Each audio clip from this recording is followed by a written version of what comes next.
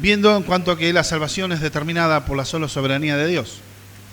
Y es una verdad que está en las Escrituras. La salvación depende de la soberanía de Dios. Dios es el Señor soberano, Dios es el que dispone de todas las cosas.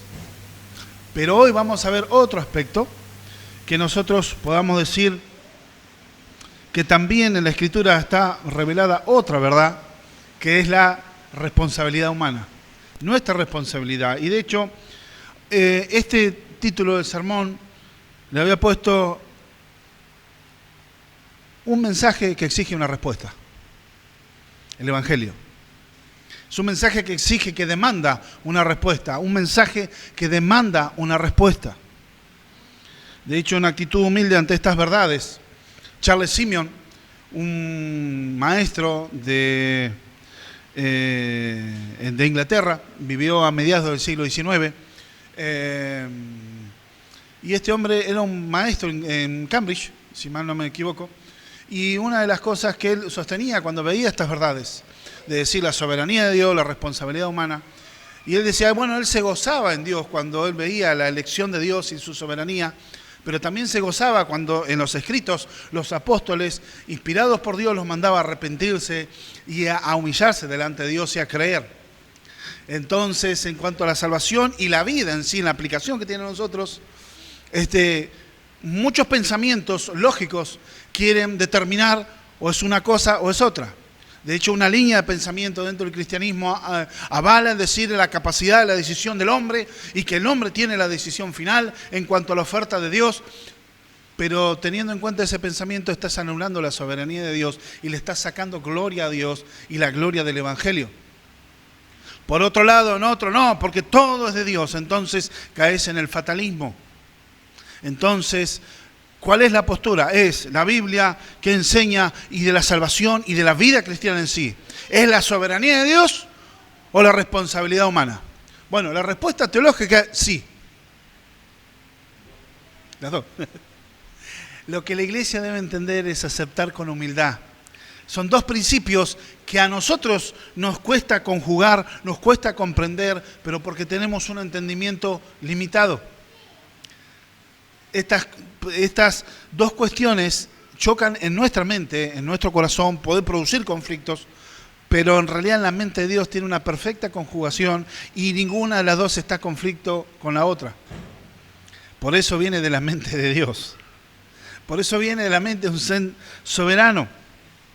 Veíamos desarrollando la elección de Dios, la elección divina, hasta el versículo 29 de Romanos. Y vamos a continuar leyendo Romanos.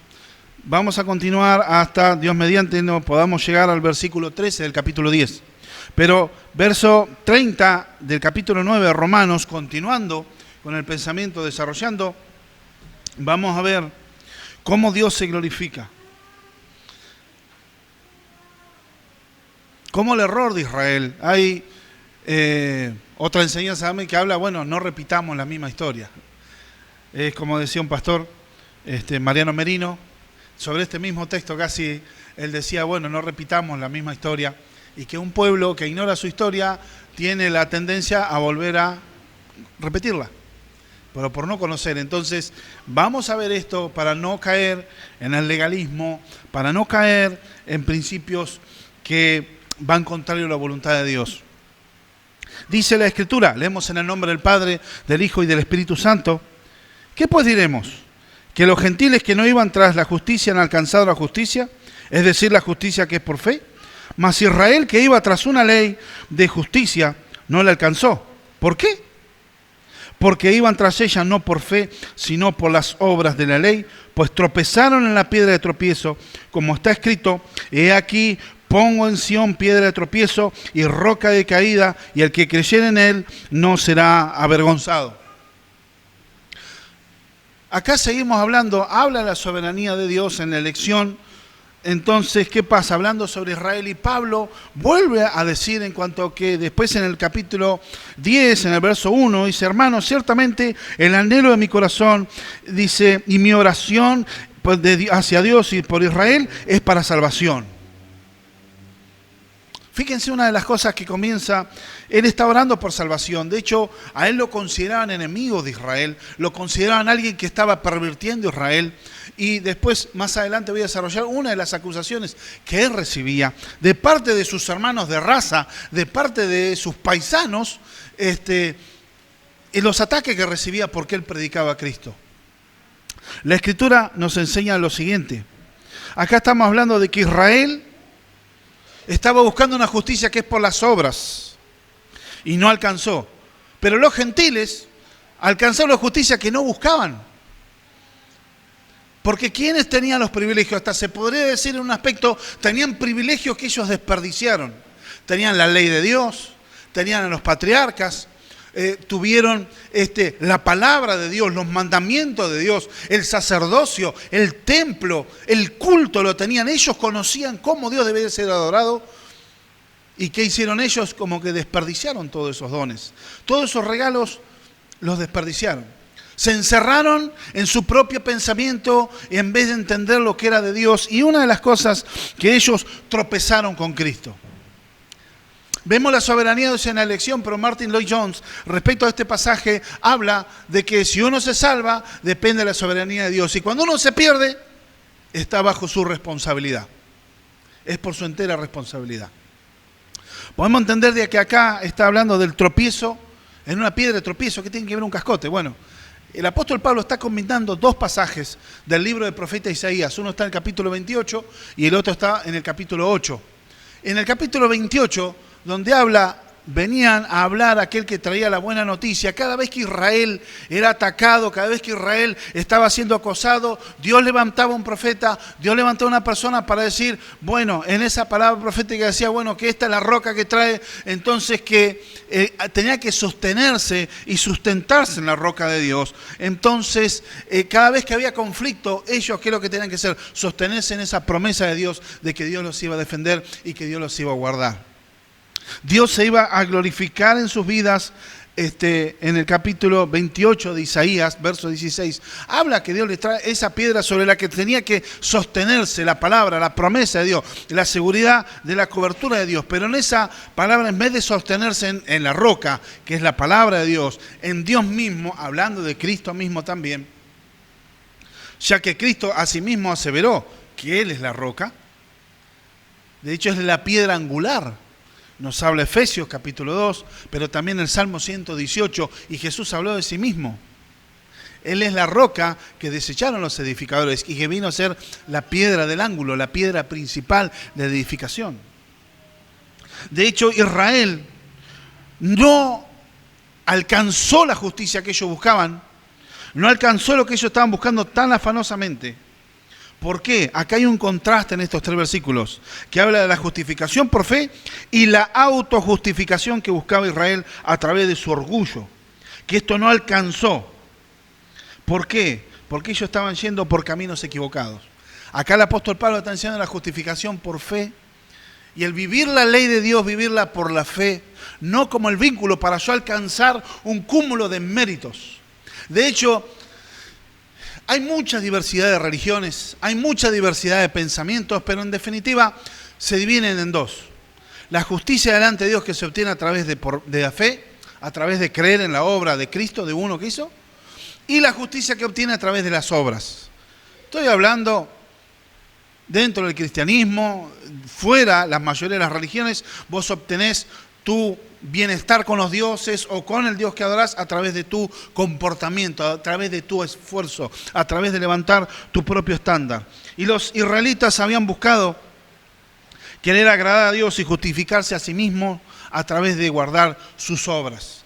No hicieron el motor de donde estaba, el espejo donde ellos veían, tenía que cambiar el ángulo. ¿Cuál era la forma que ellos veían? Las obras de Dios, yo voy a cumplir los 613 mandamientos que están en la Escritura, más otros que habían sumado los maestros de la ley, queriendo quizás hacer observar mejor la ley, pero todos se ponían ¿para qué? Para hacerlo mejor, para sentir, bueno, yo estoy justificado, porque yo, Señor, me porté bien y yo hice todas las cosas bien, yo hice los deberes. En cambio, para ellos era piedra de tropiezo el estar ahí sin creer o creer, pero sin hacer nada. Entender este principio en las Escrituras como nos habla el libro del profeta Isaías. Cuando Dios le hablaba a Israel y le decía que tenía que cuidar, que Dios pone en Sion un fundamento, una piedra probada, angular, preciosa, dice de cimiento, y el que creyere no se apresure. Pablo está mezclando este versículo con el capítulo 8 también de Isaías. Creer qué cosa, la palabra de la salvación que venía de Dios. Ellos entendían que la salvación venía porque ellos se esforzaban. Era el ángulo, ellos querían alcanzar la salvación, en la justificación, en estado de justicia delante de Dios, mediante el pulimiento de su conciencia y mediante las buenas obras. Pero aunque eso era imposible, eso no se podía hacer. De hecho, ellos entendieron que Cristo es la roca donde ellos podían afirmarse, los creyentes, los judíos no. Por eso fue piedra de tropiezo, porque dice la Escritura que también que fue puesta esa piedra, en vez de confiar en esa piedra, que es Cristo, ellos no podían concebir que Cristo, que no era un tipo de Mesías que ellos esperaban, ellos esperaban un libertador que los libre del imperio romano, se haga una nación libre, una nación rica, próspera. Ellos no entendían cómo iba a venir un carpintero a hablar de reconciliación con Dios y que iba a morir en una cruz. Era imposible, inconcebible. Entonces para ellos el Evangelio, Cristo, es piedra de tropiezo. Ellos deliberadamente negaban esa verdad. Se negaban a aceptar y creer a la verdad, porque ellos estaban muy consumidos en su propio orgullo religioso. En vez de estar tranquilos y esperar la salvación que venía de Dios, de hecho que vino, que los hubiera sostenido, para ellos Cristo era piedra de tropiezo. No podían concebir el creer de que Dios iba a venir y morir en una cruz. Es imposible para ellos. Entonces Cristo, la cruz, fue la piedra de tropiezo para ellos. De hecho, Corintio habla, nosotros predicamos a Cristo crucificado. Para los griegos, los gentiles, locura. Y para los judíos, piedra de tropiezo. Ellos preferían caminar, en vez de arrodillarse y afirmarse en esa piedra, en esa roca, directamente era tropezarse y caer por su orgullo religioso. Pero acá, ¿qué es lo que dice Pablo? Lo que está hablando de la responsabilidad que tenía Israel delante de Dios. Los dones que habían desperdiciado, Dios se los dio para que glorifiquen a Dios. Ellos, en vez de alabar y glorificar a Dios desde la fe para tener justicia, aún contradiciendo lo que los mismos patriarcas estaban hablando. Verso 1 al 4 nos dice la Escritura de Romanos 10. Hermanos, ciertamente el anhelo de mi corazón y mi oración a Dios por Israel es para salvación. Porque yo les doy testimonio de que tienen celo de Dios, pero no conforme a ciencia, porque ignorando la justicia de Dios y procurando establecer la suya propia, no se sujetado a la justicia de Dios. Porque el fin de la ley es Cristo para justicia a todo aquel que cree. Esto es maravilloso, muestra algo profundo en las Escrituras. El anhelo de Pablo era de salvación para su raza, aunque él sabía que en su mayoría el contexto de Israel había rechazado a Cristo, pero él seguía teniendo anhelo por salvación para ellos, como vimos en el capítulo 9 en el comienzo. Pero también la Escritura nos enseña de que cuánto era el celo que tenían ellos para servir a Dios. Verso 2, porque yo le doy testimonio de que tienen celo de Dios, pero no conforme a ciencia. Y eso se terminaba convirtiendo en un fanatismo. De hecho, es decir así, la acción sin ningún tipo de reflexión es fanatismo. Y eso es un estado lamentable. Pero no quiere decir que Pablo no diga que los judíos se tomaban vanamente su fe. Ellos se tomaban muy en serio su fe. Ellos querían agradar a Dios en lo que ellos pensaban. Pero en vez de haber creído en la justicia de Dios, querían apoyarse en la justicia propia. En querer decir a Dios lo que Dios no dijo y querer vivir lo que Dios no dijo que vivan. Ellos querían presentarse y juzgaban mucho las cosas externas. Este se comporta así. De hecho, tenemos el gran ejemplo del fariseo y el publicano. Señor, yo doy todos mis diezmos, yo ayuno 2 veces por semana, hago mis oraciones, pero no soy como los gentiles o como este publicano que está acá. Te doy gracias por lo bueno que soy. Mientras el publicano que decía, sé propicio a mí, que yo soy pecador. ¿Qué dijo el Señor de esa manifestación externa? De cierto les digo que aquel se justificó a sí mismo, pero el que descendió justificado fue el publicano. De hecho, algo más duro que el Señor les decía a los fariseos: de cierto, en el reino de Dios, las prostitutas y los publicanos van delante de ustedes. Jesús no se les callaba, porque Jesús les hablaba que ellos estaban viviendo, y decía que eran hipócritas, sí, porque no podían vivir todo, y empezaban a encontrar los vericuetos legales para no obedecer en lo que no podían. Pero no quiere decir que no se tomaban en serio su fe. De hecho, Pablo mismo en el capítulo 2 de Filipenses, ahí ellos resaltan algo en cuanto a que su celo era, por ejemplo, perseguidor de la iglesia. Capítulo 3 de Filipenses. Él era, ¿qué decía? Hebreo de hebreos, de la tribu de Benjamín. En cuanto a religión, fariseo. Pero en cuanto a la fe, su celo, que era perseguidor de la iglesia. El primer mártir de la iglesia cristiana, el diácono Esteban, murió a los pies de Saulo de Tarso. Él había consentido en que se lo apedreara y se lo matara, porque según él estaba blasfemando contra el templo, contra la Torá y contra todo Israel. Contra todo Dios mismo también.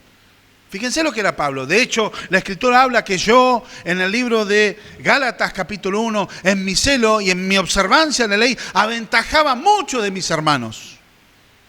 O sea, estaba totalmente enceguecido, aunque pensaba que matando cristianos, arrojándolos a la cárcel, él estaba agradando a Dios. Él se paraba en su orgullo y en su justicia propia. Porque había entendido que servir a Dios de esa manera. Y de hecho Jesús...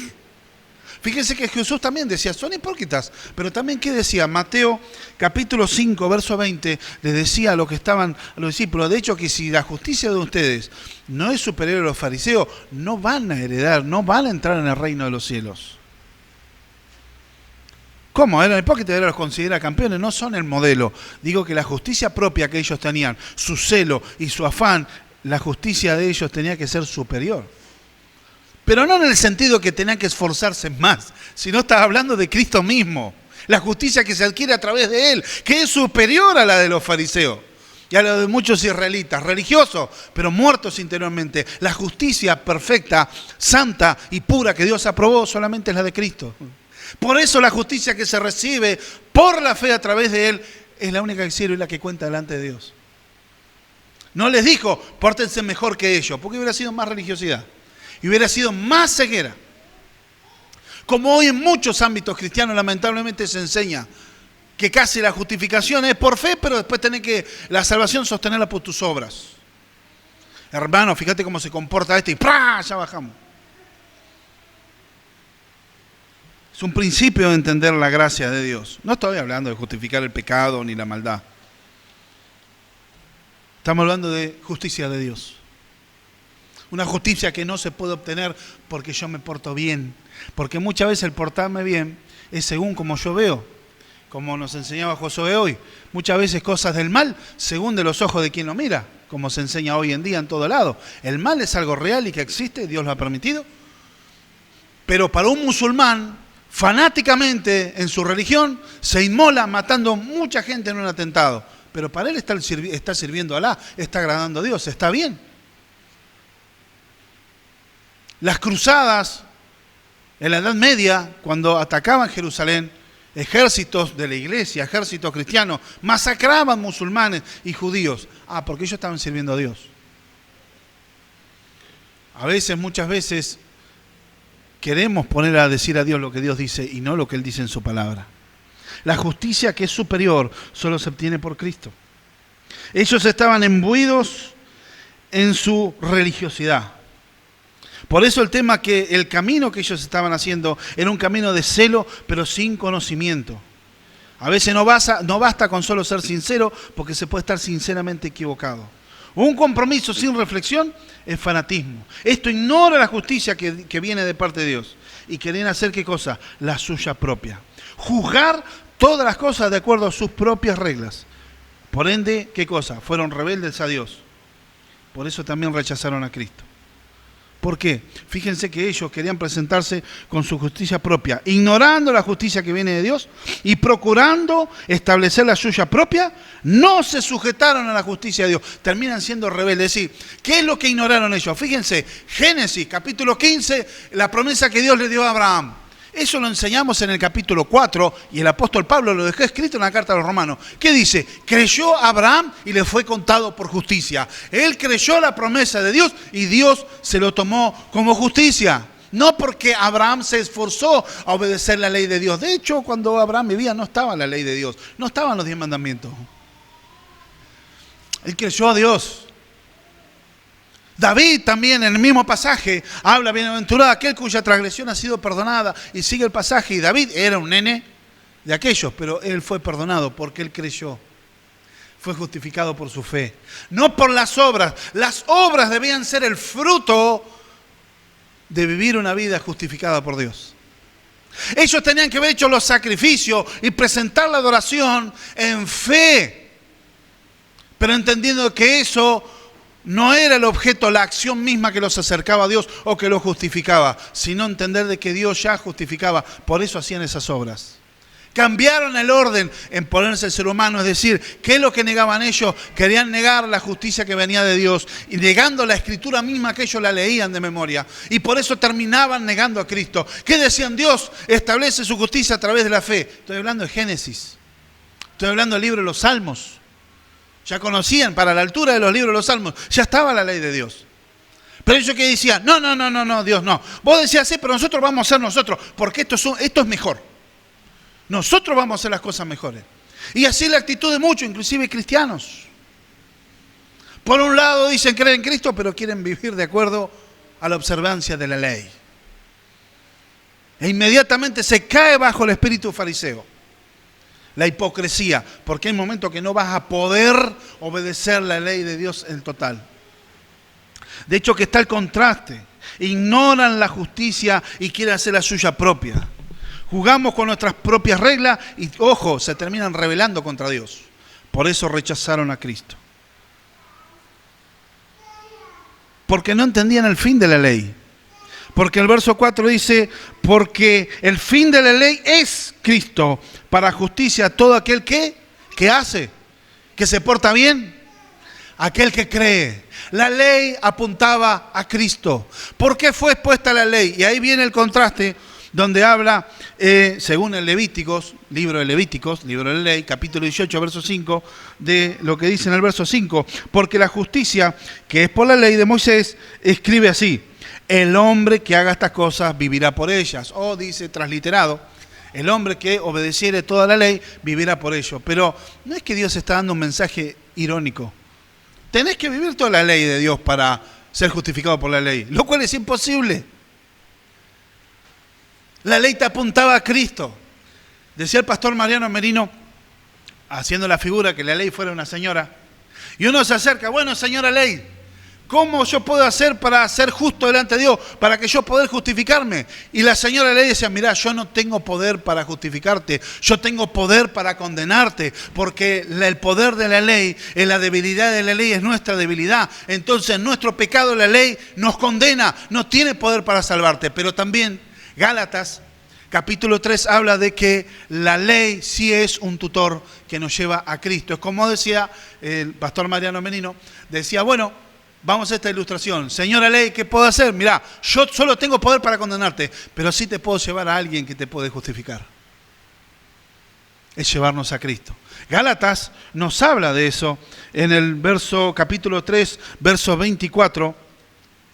De hecho, si vamos a la cronología, la primera carta que el apóstol Pablo escribe a las iglesias es a la iglesia de los Gálatas. Esa es la primera carta. Capítulo 3, verso 24. De manera que la ley, dice, ha sido nuestro ayo, o sea, nuestro tutor, por decir, el lazarillo, o sea, viene el lazarillo, el que guía a los ciegos, el perro lazarillo que usan los ciegos para cruzar la calle que estén. Bueno, es el que guía al ciego. Nos está guiando, dice, ha sido nuestro ayo para llevarnos ¿a quién? A Cristo, a fin de que fuésemos justificados por las obras, justificados por la fe. Siempre el principio de Dios, Antiguo Testamento y Nuevo Testamento, era ser justificado por la fe. Las obras de la ley eran la observancia. Y de hecho, bueno, miremos los 10 mandamientos. Desde que nací hasta ahora, ¿tuve dioses ajenos al Dios verdadero? Digo, no tendrás dioses ajenos. ¿No adoré imágenes de escultura? ¿Siempre honré a mis padres y a mi madre? ¿Nunca codicié lo que tenía mi hermano o mi hermana? ¿Nunca se miró a un hombre o una mujer para codiciarlo en adulterio? ¿Podemos decir todo eso? ¿Nunca robé? Por ahí, claro, a veces, ¿cuál es el tema? Que a veces nos medimos y en nuestra medida de nuestra justicia propia, claro, yo me puedo comparar con un asesino, me comparo con un ladrón, yo nunca robé, nunca asesiné, yo soy mejor que él. Pero por supuesto, me podría llegar a comparar con un mártir de la iglesia y decir, bueno, yo soy menos que él. Pero siempre es de acuerdo a que el corazón soy yo. Y eso termina siendo un ídolo, yo. De eso debe arreglarse, por eso debemos mirar a Cristo. Aquel que el único que podía satisfacer la justicia entera que Dios demandaba, a lo cual la ley nos apuntaba. Porque el fin de la ley, tampoco esto es para decir, bueno, listo. El fin de la ley, el propósito es mostrar a Cristo. Entonces ahora, como nosotros estamos bajo la ley de la gracia, en la ley de Cristo puedo vivir como quiera. En ninguna forma se está hablando en esos términos. Se está diciendo que la forma de obtener justicia delante de Dios es por la fe en Cristo. La ley apuntaba a la persona de Cristo. Nunca fue el motivo de decir ustedes se justifiquen por la obra de la ley. De hecho, que habla, y ya lo habíamos visto y enseñado, pero voy a hacer un breve repaso, hace muchos domingos atrás, así que es difícil que se acuerden, capítulo 3 de Romanos, verso 20, que dice la Escritura lo siguiente: ya que por las obras de la ley ningún ser humano será justificado delante de Dios, porque por medio de la ley es el conocimiento del pecado. Ahí está el propósito de la ley.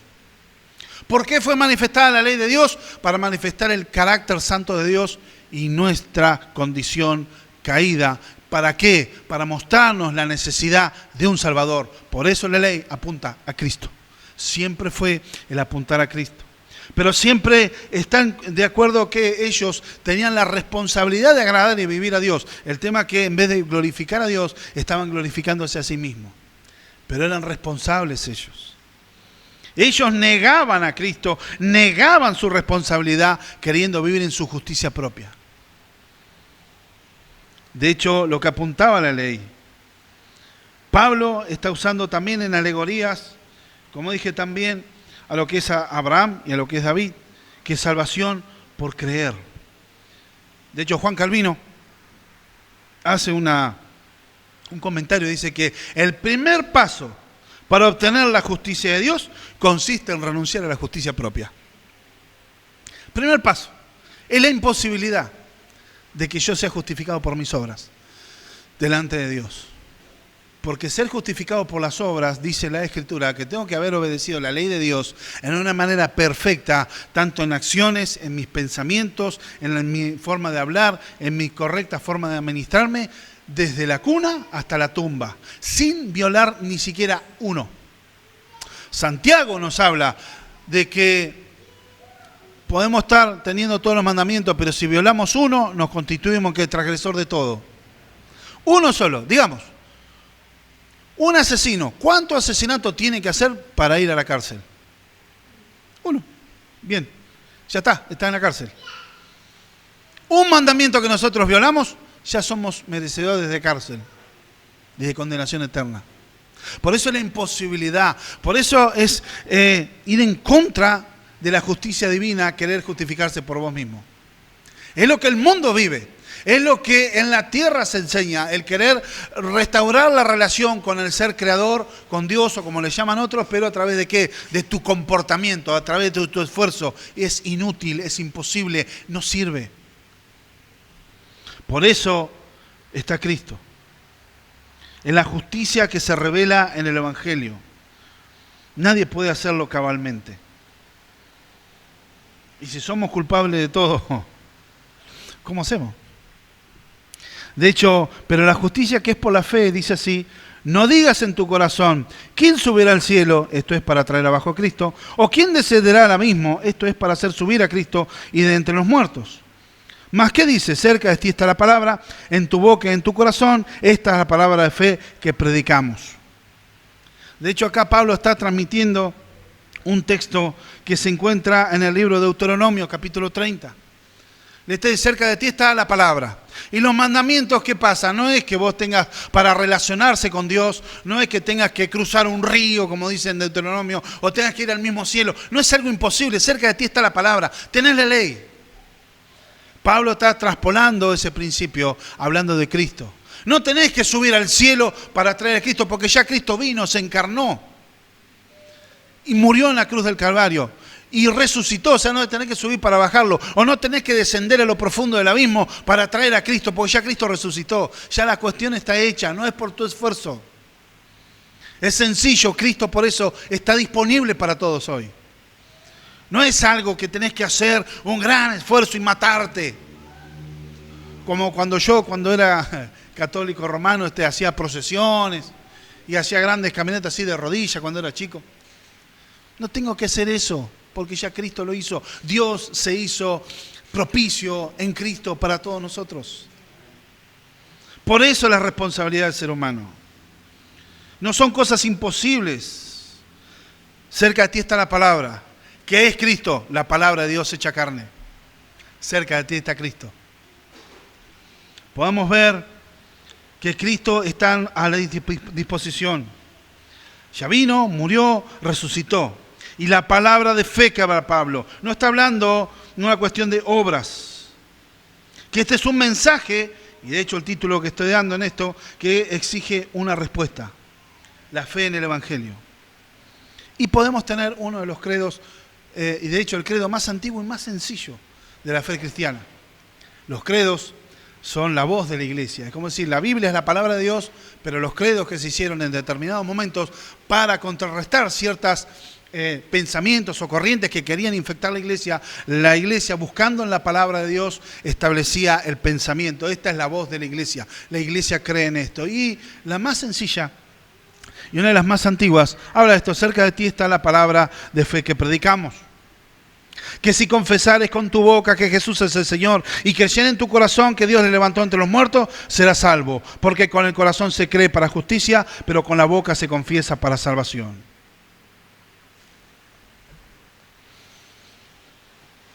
Este texto trae una verdad maravillosa. La obra de fe al mensaje del Evangelio. Pero esto no podemos decir de que sea una salvación por orar un mantra, por practicar un rezo. No estamos hablando, venga aquí, levante la mano, repita la oración del pecador, entonces usted ya es salvo, terminó la obra. Mentira, eso es algo ridículo, no tiene espacio en la Escritura, porque cuando Pablo está enseñando eso, está diciendo que aquel que decía que Jesús es el Señor, o la palabra griega es Kyrios, cuando uno decía Jesús es el Kyrios, automáticamente se convertía en enemigo de los judíos, porque ellos solo podían concebir ese título para Dios mismo. Entonces vos estabas diciendo Jehová, Jesús es Jehová, Jesús es Kyrios, Jesús es el Señor, automáticamente eres enemigo de ellos. Cuando decía Jesús es Kyrios, te convertías en enemigo de los romanos, porque ellos ese título de Señor lo tenían para el César. Y si vos decías César, no a Dios, Jesús es el Señor, entonces automáticamente firmaba tu pena de muerte por ser un rebelde al imperio. Entonces venir a decir, como hoy en día hago esta confesión de fe y listo, ya sos miembro de la familia del Señor, es mentira, porque lo que se cree con el corazón se confiesa con la boca. Antes en ese momento de decir Jesucristo es el Señor, venía en lo profundo de la convicción del corazón, aunque sabía que por ahí en ese día, en ese momento, en los meses o años previos, te podía costar la misma vida. Había convicción visible. No era decir yo me salvo por un mantra, por repetir esta oración y vení. Ya está. Entendamos el parámetro de esas escrituras. De hecho, los puritanos en el siglo XVI, XVII, un hermano le preguntó, un pastor contemporáneo, decía, pero hermano, entonces, ¿cómo sabemos si uno cree o no cree? Si nació de nuevo. Es fácil. Los puritanos tenían esta forma. Ellos predicaban la palabra. Y la gente cambiaba y seguía viniendo a la iglesia. Es simple. No tenés que hacer esos pasos de venir y hacer esta confesión y después vemos que no nació de nuevo. No quiere decir que una persona quiera orar y bueno, no lo guiemos, pero el tema es no resolver la situación así. Es muy liviano lo que hoy se toma decir, hago la oración del pecador y ya está. ¿Cuánto ha pasado? A mí me ha pasado. Yo hice hacer oración del pecador a mucha gente que después nunca más. Ahora esas personas están perdidos creyendo que son hijos de Dios. Yo me tuve que arrepentir de eso. Tuve que pedirle perdón a Dios por eso, por hacer las cosas apresuradas. Personas que se van a ir al infierno creyendo que son hijos de Dios. Porque una vez hicieron la oración del pecador, pero en su vida no hubo ningún fruto de cambio y de transformación que Dios hizo. No nos salvamos por un mantra, sino es por la obra directa del Señor. John Stott nos dice lo siguiente: de modo semejante al contenido de lo que cree y lo que se confiesa tiene que fundirse en uno. Implícitas en unas buenas noticias están las verdades de que Jesucristo murió, fue levantado, fue exaltado y ahora reina como Señor y otorga salvación a todos los que creen. Esto no es salvación por medio de un estribillo, sino por fe, es decir, mediante la fe inteligente que toma a Cristo como Señor y Salvador, crucificado y resucitado. Por eso no es fanatismo, la razón no se separa de la fe. Por eso hay que tener en cuenta la palabra de Dios cuando predicamos, enseñamos y para vivirla. ¿Cómo aplico esa justicia de Dios en mi vida? ¿Cómo vivo yo eso? ¿Vivo como antes? ¿Me siento a leer un texto, no lo entiendo y ya dejo? No. Vivir en agradecimiento. La palabra de Dios es la fuente de vida para mí. Pero no para que yo después, como muchos, terminamos juzgando de acuerdo a lo que nosotros entendemos. Este se porta bien, se porta mal. Un tiempo cuando yo era chico decía, no, ¿cómo puede ser un cristiano tome vino? No puede ser, hermano, un carnal. A veces metemos en los grises que dice la palabra, donde Dios no dice nada respecto al tema, y entramos, ¡prá!, le caemos. Yo lo hacía en esto. Hasta que entendí de que, bueno, Dios es el que obra en los corazones. No en lo absoluto. Jesús tomó vino. No estoy hablando de la libertad, no estoy hablando de emborracharse, estoy hablando de libertad en eso. O sea, no digamos lo que la Biblia no dice de acuerdo a nuestra experiencia. Podemos entender de que esta salvación se exterioriza por medio de la confesión que surge de lo profundo del corazón. También el versículo 11, pues la Escritura dice, todo aquel que creyere no será avergonzado. Vuelve a tomar el apóstol Pablo esa palabra del capítulo 28 de Isaías. Esta es la roca que es puesta delante de ustedes. Aquel que creyere, no se apresure. O sea, muchachos, no tengan miedo. Esta roca, mi promesa de que Dios iba a guardar a Israel, era en la que ellos debían descansar. Y esta es la roca que nosotros debemos descansar. De hecho, Jesús, como dijo, cuando les preguntó a los discípulos, ¿quién dicen que soy yo? Y el apóstol Pedro, inspirado por el Espíritu Santo, le fue revelado, tú eres el Cristo, el Hijo del Dios viviente. ¿Y qué dijo el Señor? Bien, Pedro, contestaste bien. Esto no te fue revelado ni de carne ni de sangre, sino del cielo. Y sobre esta roca edificaré mi iglesia. No era la persona de Pedro, era sobre la confesión de Pedro de que Jesús es la roca eterna de los siglos. Jesús es la piedra angular de la iglesia. Por eso Efesios 2:20 habla de que la iglesia está constituida y tenemos estos cimientos constituidos sobre apóstoles y profetas, cuya piedra angular o la piedra donde se edificaba el principio de toda la construcción, que era Jesucristo mismo. Jesucristo muerto, crucificado y resucitado y que pronto viene. Ese es el fundamento de la iglesia y obtener salvación solo por fe, solo por creer, solo por gracia. Por eso entender que es el favor de Dios. La roca de la seguridad cristiana es el Señor, como el Hijo del Dios viviente. Entonces nosotros podemos ver de que esta salvación que tenemos, ya no hay establecida la pared que antes decía estaban los judíos, que tenían todos los privilegios de Dios, y los gentiles. Había una pared que los dividía. De hecho, ¿cómo decían en su momento ellos? ¿Cómo puede ser de que ellos digan, bueno, voy a estar mirando acá cómo se salvan los gentiles? ¿Cómo se salvan los judíos? Estos perros gentiles. Como esos perros buscando la basura, que se le ven las costillas, llenos de sarna, peleándose ellos, no miraban al perro, el simpática mascota que nosotros tenemos hoy, o quien protege nuestra casa. No, para ellos representaba lo salvaje, todo lo sucio, todo lo animalesco, lo peor era el perro, porque son perros salvajes que en ese momento hasta mordían y podían matar personas. perros enfermos. Ellos en el Oriente no observan al perro como nosotros, hasta hoy en día.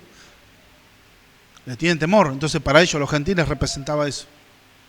Pero la universalidad del Evangelio derribó esa pared intermedia. Efesios habla de que Dios derribó la pared intermedia que nos separaba a dos pueblos e hizo uno, la iglesia. Por eso habla el verso 12, porque no hay diferencia entre judío y griego, pues el mismo que es Señor de todos es rico para con todos los que le invocan. Ya no tiene diferencia, no hay diferencia. Dios no tiene dos pueblos en la tierra, tiene uno, la iglesia. La iglesia.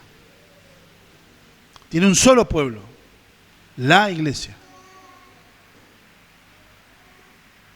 Entonces, esta es la responsabilidad que ellos tenían. Viendo la observancia de la ley de Dios debe ser el fruto. Si uno lee Santiago, por ejemplo, y tenés que vivir por estas reglas, la carta de Santiago. Pero, y hasta inclusive podría entrar en contradicción con Romano.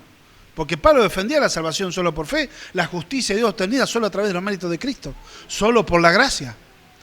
Pero ¿qué es en realidad lo que está hablando la Escritura? Santiago lo que se debe leer es en manera que las obras, de hecho, mostrame tu fe sin tus obras y yo te voy a mostrar mi fe por mis obras. ¿Qué es lo que está hablando? Es el fruto de la vida cristiana. Ser lleno del Espíritu Santo, ser lleno del conocimiento de Dios y como eso vienen frutos. El resultado de una vida llena de Dios, llena del conocimiento de Dios, su palabra, vienen obras de justicia. Una vida que agrada a Dios. Por eso el ser humano es responsable. Continuando, ¿cómo pues invocarán a aquel el cual no han creído? ¿Y cómo creerán a aquel a quien no se ha oído? ¿Y cómo irán sin haber quien les predique? ¿Y cómo predicarán si no fueren enviados? ¿Y cómo está escrito cuán hermosos son los pies de los que anuncian la paz, de los que anuncian las buenas nuevas? Como todo dice, mas no todos obedecieron al Evangelio, pues Isaías dice, el Señor, ¿quién ha creído nuestro anuncio? Así que la fe viene por el oír y el oír por la palabra de Dios.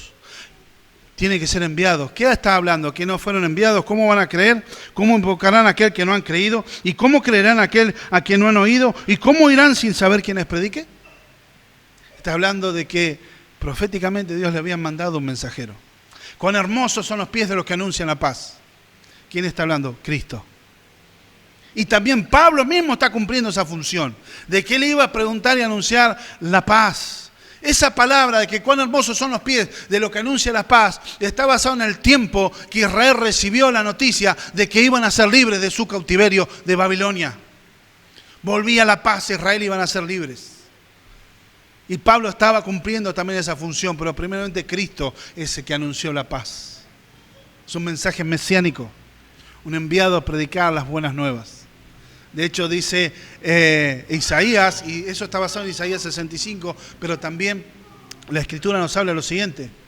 El Señor establece cuando lee el texto de Isaías, donde dice capítulo 60, donde dice, el Espíritu del Señor está sobre mí para traer libertad a los oprimidos, para traer libertad a los cautivos, para quitar el manto, poner óleo de alegría en el espíritu angustiado.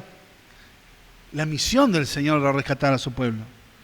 Pero ¿qué dice? Mas no todos obedecieron a ese mandato. Isaías 53 se refiere a eso. ¿Quién ha creído nuestro anuncio? Pero ¿qué dice la Escritura? Mas él, ¿qué cosa? Lo tuvimos por azotado de Dios, por herido. Fue menospreciado y desechado a los hombres. Varón de dolores, experimentado en quebranto. Le tuvimos por herido, azotado de Dios. Mas ser herido fue por nuestras rebeliones. Fue molido por nuestros pecados. El varón de dolores, Cristo.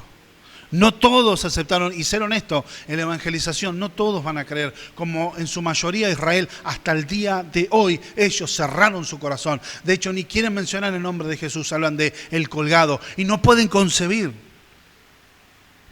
Pero en el contexto habla de que la salvación viene mediante la predicación del Evangelio. Muchos por ahí, yo hablaba con un joven hace tiempo, le digo, bueno, explicar el Evangelio. Me decía, mira, para mí el Evangelio es que yo dejé de tomar, que yo dejé de ir al boliche, que yo, bueno, cambió mi vida. Y muchos mal enseñan diciendo evangelizar, contando lo que Dios hizo en tu vida, porque el testimonio es lo que sirve, porque se ve. Ahora, ¿qué tiene un problema eso? Primero que eso no trae salvación. Pudiéramos, siendo muy generosos, puede ser un instrumento, algo que Dios use para una determinada persona. Pero vos pones el énfasis en lo que Dios hizo en tu vida. ¿Y qué pasa si Dios no hace lo mismo en la otra vida? ¿Qué dice? Esto es mentira. Y no creen. ¿Por dónde viene la salvación? ¿Viene por el contar tu testimonio? ¿Viene por decir a todo el mundo, anunciar de donde Dios te sacó? No, dice por hablar ¿qué cosa? La palabra.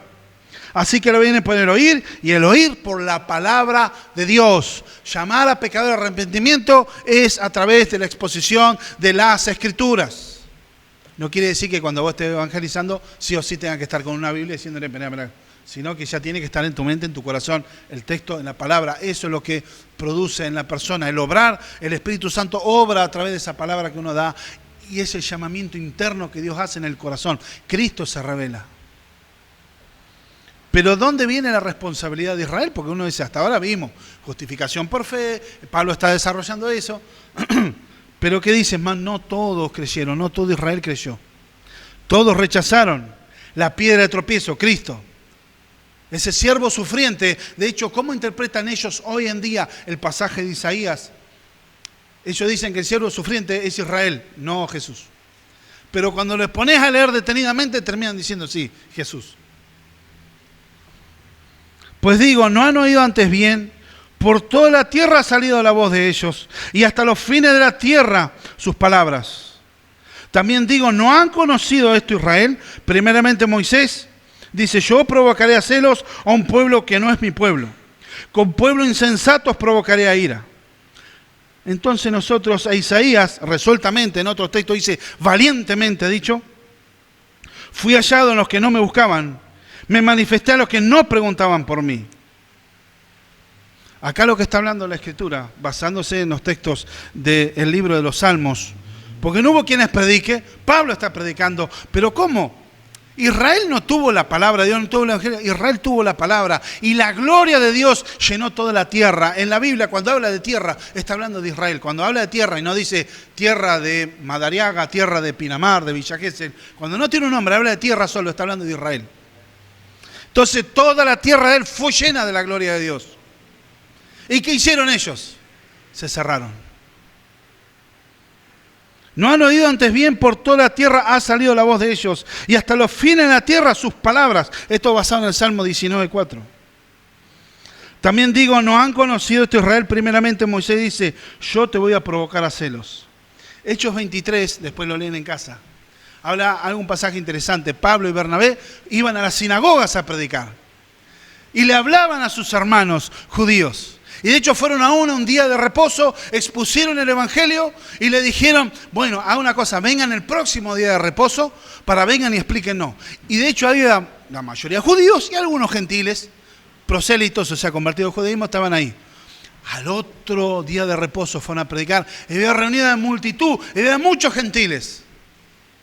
Y dice la Escritura en Hechos 23 que ellos empezaron a exponer el Evangelio, pero de tal manera se pusieron celosos los judíos en ese momento, que comenzaban a rebatir y a contradecir a Pablo en todo lo que enseñaba.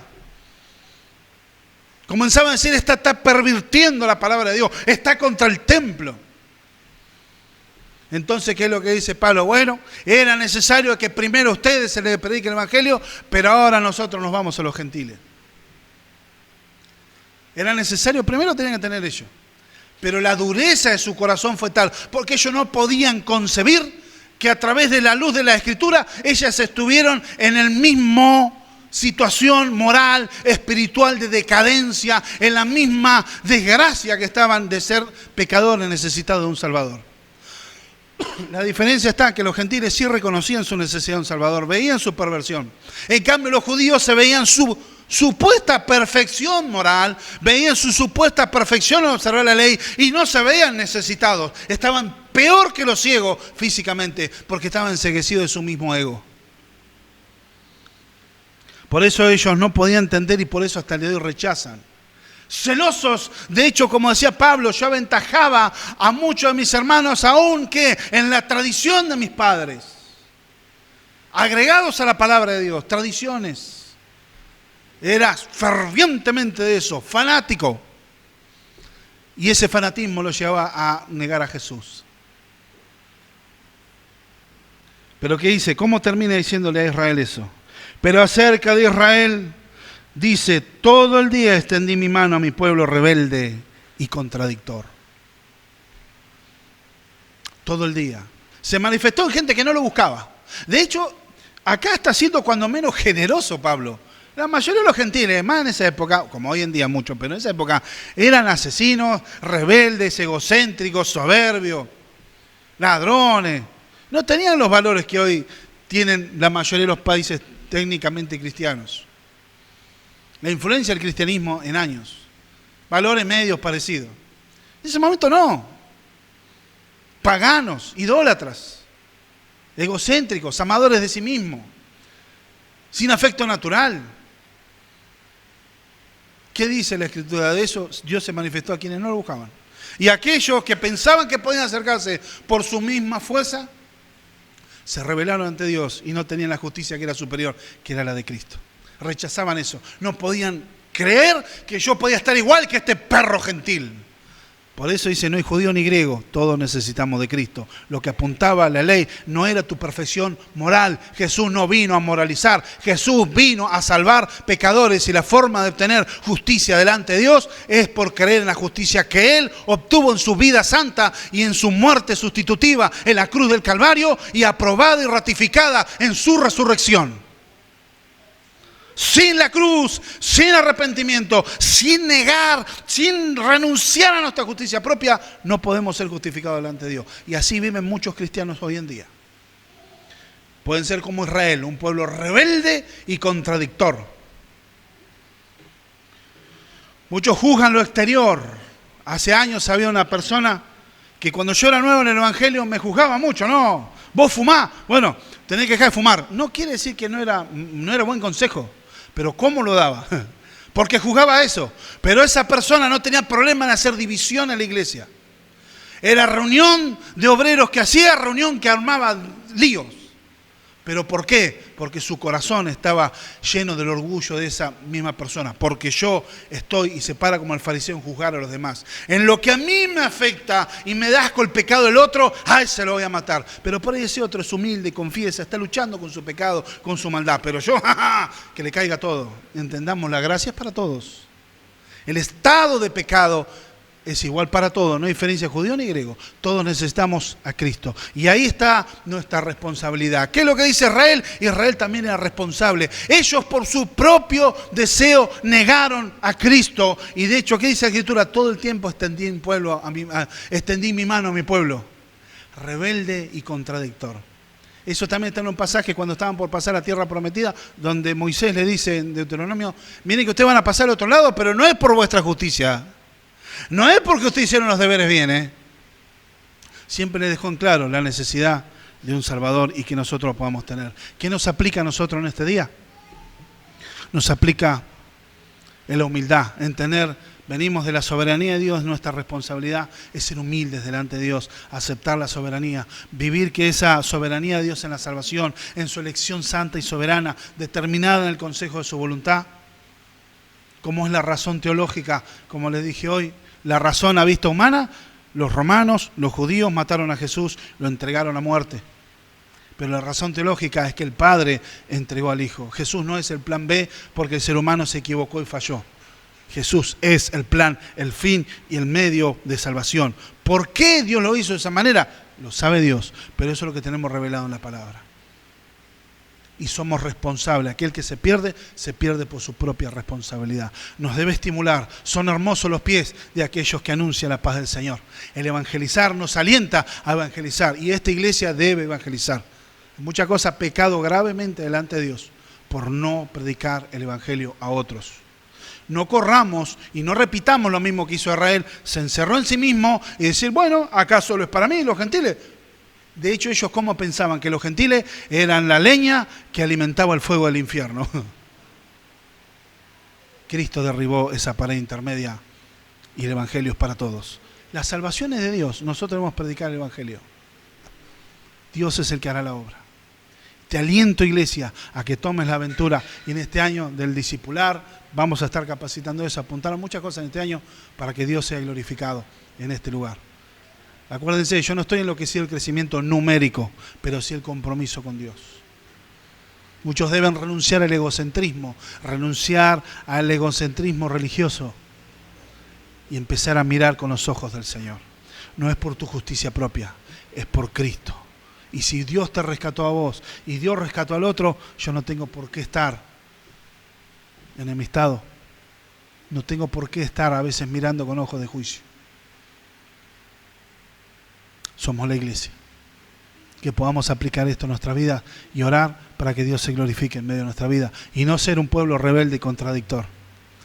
Tenemos la palabra, el Espíritu Santo obra en su iglesia y nos llena de su misericordia y nos llena de Él mismo, pero nosotros nuestra responsabilidad formar el lugar para que Dios nos llene, entender su palabra y vivir el Evangelio, pero es imposible sin el poder, el auxilio del Espíritu Santo. Todo ello por Cristo. Amén. Padre Celestial, en esta mañana queremos darte gracias por tu misericordia y tu bondad. Entregamos, Señor, nuestra vida en tus manos. Oramos para que vos te glorifiques y entender, Señor, y abrazar, Señor, en humildad, Señor mío, estas verdades que están de tu elección soberana en la salvación, pero también nuestra responsabilidad ante el Evangelio. Este mensaje que exige una respuesta, la predicación de tu Evangelio. Te alabamos y te bendecimos en el nombre bendito de Jesús. La gloria, la honra y la alabanza es para ti, Señor. Señor, que tú nos capacites, nos ayudes para extender el reino de los cielos, para predicar el Evangelio, Señor. Más allá de nuestras inseguridades, más allá de nuestras debilidades humanas, que sea tu palabra fluyendo, Señor. En el nombre poderoso de Jesús. Amén y amén.